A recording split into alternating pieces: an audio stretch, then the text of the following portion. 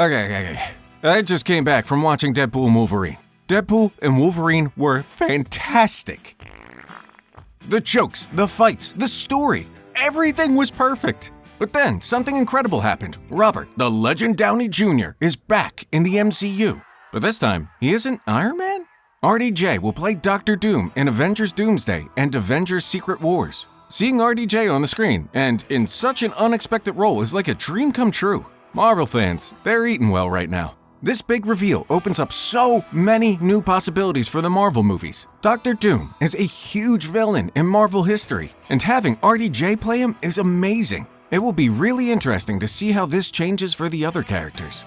By the way, the MCU keeps getting better and better after Endgame. Endgame was a big, exciting farewell that everyone loved, but the smart people behind the MCU saw a chance to keep the magic alive and tell even more stories than fans expected. What was once a fun treat has now become an amazing experience in Deadpool and Wolverine. Ryan Reynolds is, it goes without saying, really funny. His jokes and witty lines are perfect, and his humor makes everyone laugh. His charm and wit are why people love watching him. The movie mixes serious moments with fun humor really well. The action scenes are exciting with characters who still matter to us. These characters are iconic, and seeing them again floods your nervous system with nostalgia. Hugh Jackman's performance is so friggin' good, it's almost like he's in a different Oscar-worthy movie.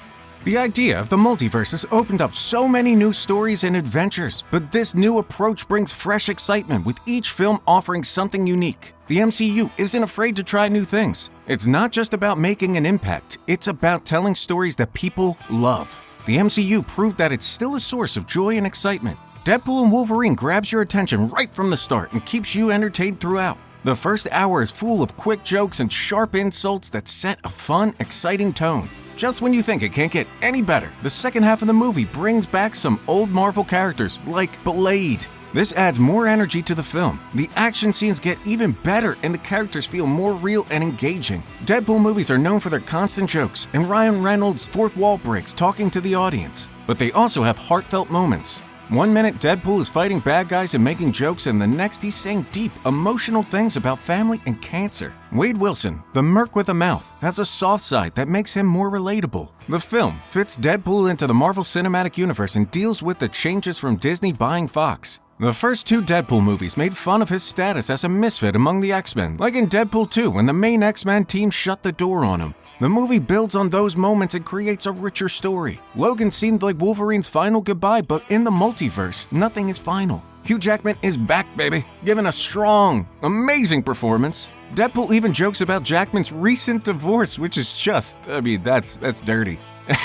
And it adds a touch of reality to the fantasy. The fights between Deadpool and Wolverine are a dream come true for comic book fans. And they fight with intensity and humor. The story explains why they fight, but mostly it's because Logan has a bad temper and Wade can't keep his friggin' mouth shut. Ryan Reynolds knows how to make his character endure pain with humor and resilience. Also, Ryan Reynolds put his heart into making the first Deadpool movie, even using his own money to keep the writers on set. He made sure the jokes stayed funny. Deadpool and Wolverine shows Reynolds' passion and creativity, and he created an amazing film. Now that Deadpool is part of the Marvel Universe, things are getting really exciting. The Marvel Cinematic Universe, even with its recent troubles, is set for a big comeback with Deadpool leading the way.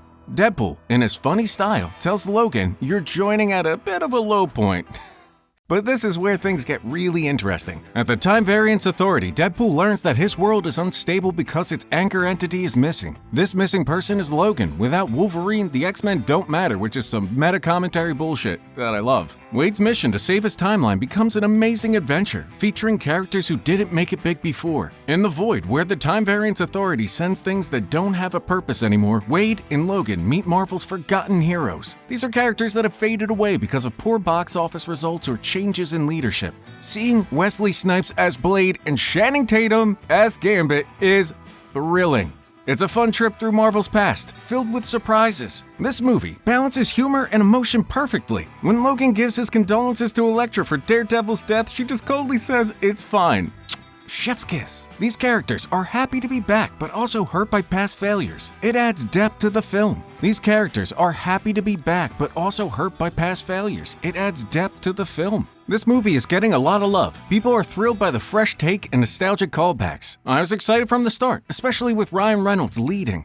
The first two Deadpool movies are some of my favorites because they mix jokes with story about a guy who loves his friends and would do anything for them. Hugh Jackman's Wolverine from another timeline feels familiar yet new. Jackman plays him with more swearing and the same deep emotions, delivering a powerful and entertaining performance. Jackman and Reynolds together are amazing. They're friggin' best friends, and you can tell with every single scene that's shot. Their characters are so different. Deadpool talks a lot and hides his feelings, while Wolverine is silent and brooding. Their chemistry is electric, like a classic buddy cop comedy but with more action and laughs. Emma Corrin shines as the villain Cassandra Nova. Her character is interesting, and Corrin's performance is strong and memorable. As a fan of the X-Men comics, I love the attention to detail, which adds another layer of enjoyment. Director Sean Levy and cinematographer George Richmond have created a visual masterpiece. The movie looks bright and colorful, with Wolverine's yellow and blue costume and Deadpool's red suit standing out beautifully.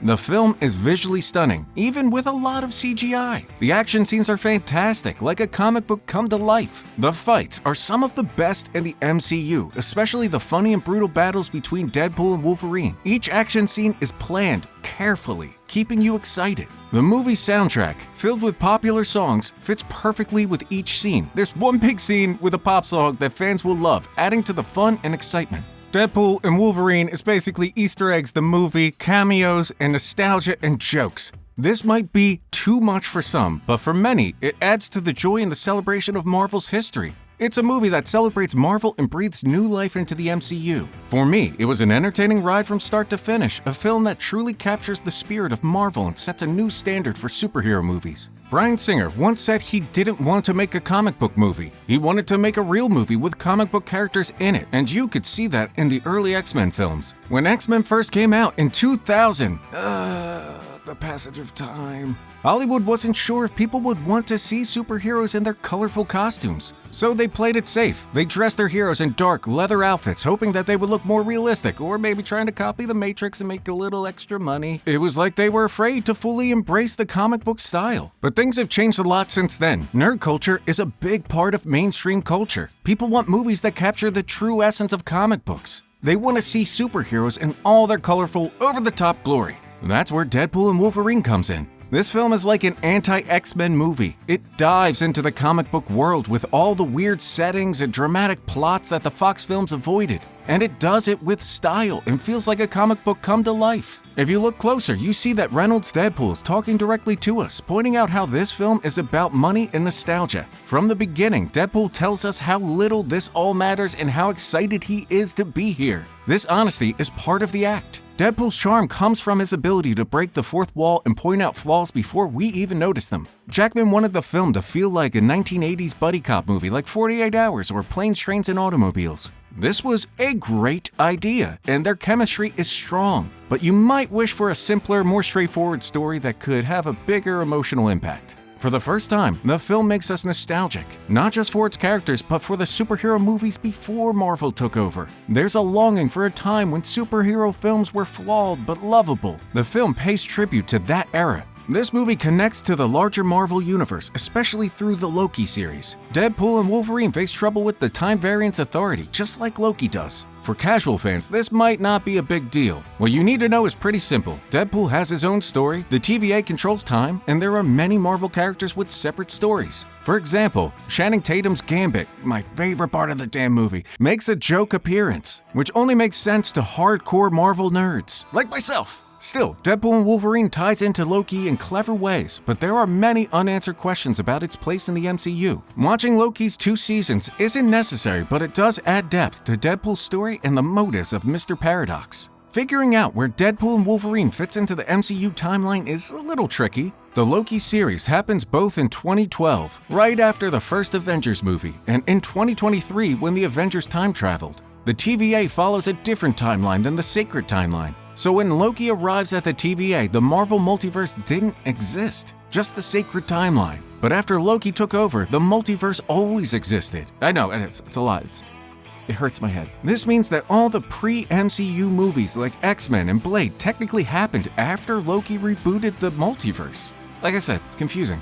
So, Deadpool and Wolverine happens after Loki's series, at least from the TVA's view. Even though X-Men and Deadpool movies came out before Loki, From the TVA's perspective, they happened after Loki took control. This is clear from the appearance of Hunter B-15, who now has a higher role. She is above Mr. Paradox, who mentions that the TVA used to prune branch timelines. The biggest thing Deadpool and Wolverine adds to Marvel's lore is about the threat to Deadpool's universe. Earth 100005.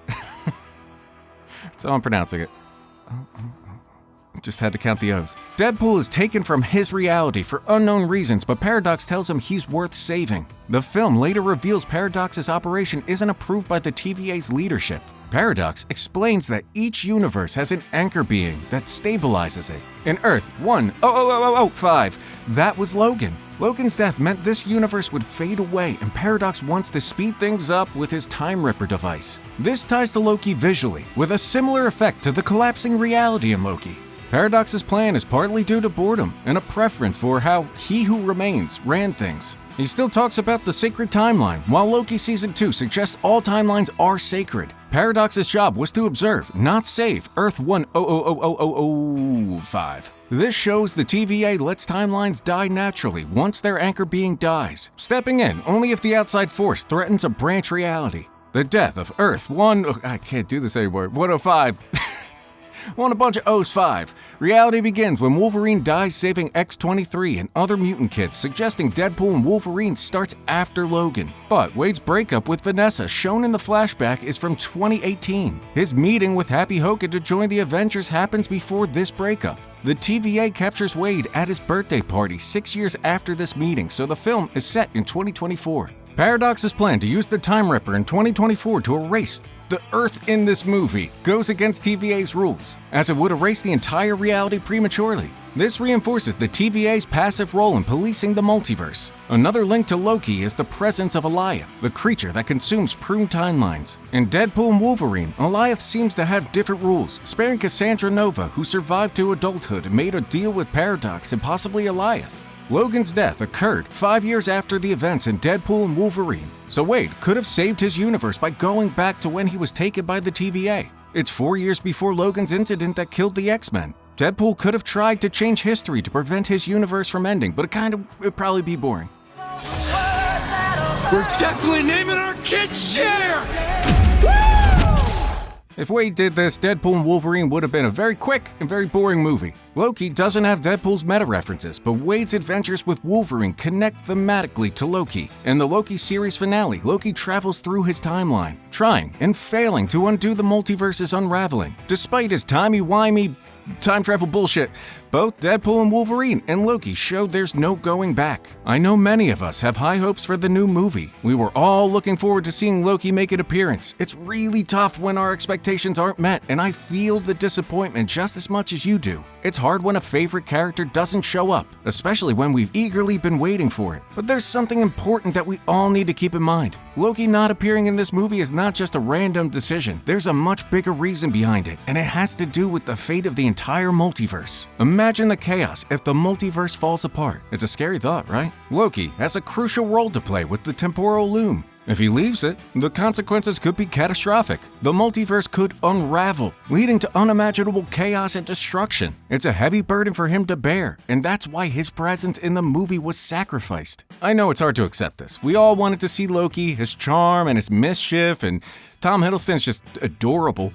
But sometimes the bigger picture means we have to let go of what we want for the greater good. It's a tough pill to swallow, but it's necessary for the safety and stability of the multiverse. By the way, in success or failure, people and their actions matter. Everyone can be better today than they were yesterday. While it's fun to get caught up in the canon, connections, and timelines, that's the real meaning behind these stories.